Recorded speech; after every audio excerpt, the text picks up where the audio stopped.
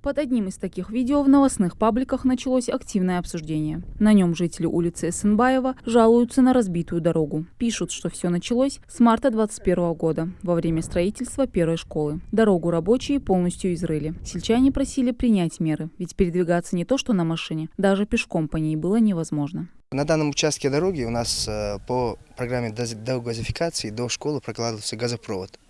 И после этого и администрация местного самоуправления Верхней Ачулки тоже укладывала водопровод вместе с этим.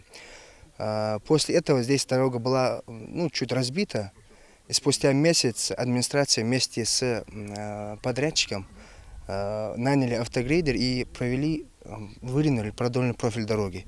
Дорогу привели в нормативное состояние. Вот в сети интернет распространяется видео, где даже, наверное, к моменту строительства было снято видео, что дорога разбита. Но это сейчас, если сказать, вы сами все увидите, да, это неправда. Дорогу выровняли, автогрейдер здесь работал, 2-3 дня работал, дорогу выровнял. Получается, что распространяющийся по сети видеоролик снят давно.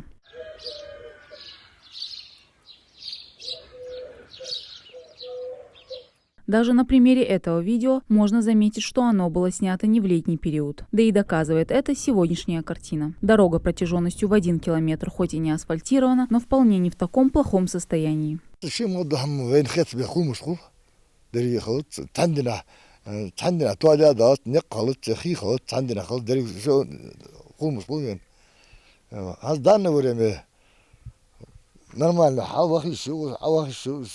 Сотрудники администрации часто сталкиваются с результатом недостоверных и неактуальных материалов в интернете. Жители даже публикуют истории, которых никогда не было в реальности, или случаи вопиющей несправедливости, которые на проверке оказываются историей с двойным дном. Напрямую в администрацию обращений от жителей не было.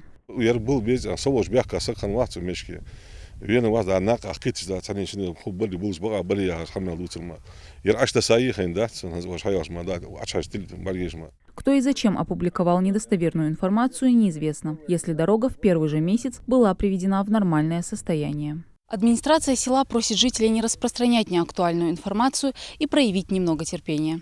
Ведь уже в сентябре начнутся ремонтные работы по укладке асфальта на улице Эсенбаева. Мадина Цора, Асхаб Белакиев, Новости 24.